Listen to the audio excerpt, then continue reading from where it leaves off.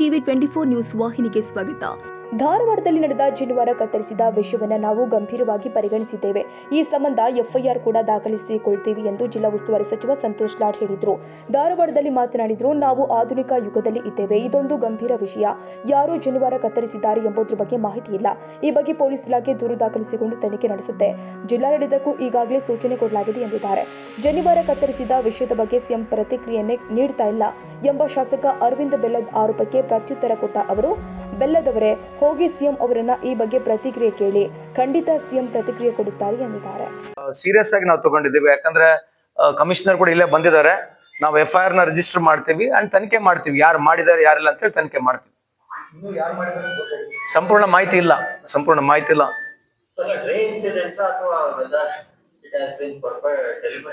ಅದೇ 2020-25 ಸಾಲಿನಲ್ಲಿ we are in modern world today, but still I have taken it very seriously. ಯಾಕಂದ್ರೆ ಇದು ಬಹಳ ಇಂಪಾರ್ಟೆಂಟ್ ಇದೆ. ಹಂಗಾಗಿ ನಮ್ಮ ಕಮಿಷನರ್ ಅವರು ಎಲ್ಲ ಇಲ್ಲೇ ಜಿಲ್ಲಾಡಳಿತ ಎಲ್ಲ ಇದ್ದೀವಿ. We will definitely look it very seriously ಆಗಿ ನಾವು ತಗೊಳ್ತೀವಿ.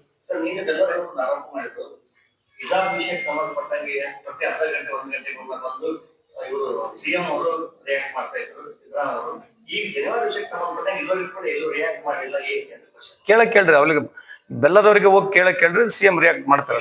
ಅದು ಬರ್ತದೆ. ಯಾರನ್ನ ಹೋಗಿ ಕೇಳಿದ್ರೆ ರಿಯಾಕ್ಟ್ ಮಾಡ್ತಾರೆ. ಈಗ ಯಾರನ್ನ ಹೋಗಿದ್ರೆ ಕೇಳಿದ್ರೆ ರಿಯಾಕ್ಟ್ ಮಾಡ್ತಾರೆ.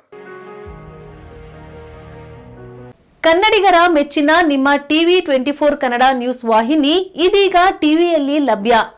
ಕರ್ನಾಟಕ ಮತ್ತು ದೇಶ ವಿದೇಶದ 360 ಡಿಗ್ರಿ ಸುದ್ದಿ ಹಾಗೂ ಉತ್ತರ ಕರ್ನಾಟಕ, ಬೆಳಗಾವಿ, ಬಾಗಲಕೋಟೆ, ಧಾರವಾಡ, ಹಾವೇರಿ, ಗದಗ, ಬಿಜಾಪುರ ಜಿಲ್ಲೆಯ ಕ್ಷಣ ಕ್ಷಣದ ವಿವರವನ್ನ ಪಡೆಯುವುದಕ್ಕೆ ಟಿವಿ 24 ಕನ್ನಡ ನ್ಯೂಸ್ ವಾಹಿನಿಯನ್ನ ಲೈಕ್ ಮಾಡಿ, ವಿಡಿಯೋಗಳನ್ನ ಶೇರ್ ಮಾಡಿ, ಕಮೆಂಟ್ ಮಾಡುವ ಮೂಲಕ ನಮ್ಮ ವಾಹಿನಿಗೆ ಸಹಕಾರ ನೀಡಿ ಮತ್ತು ಚಾನೆಲ್ ಅನ್ನ ಸಬ್ಸ್ಕ್ರೈಬ್ ಮಾಡಿ. Thank you.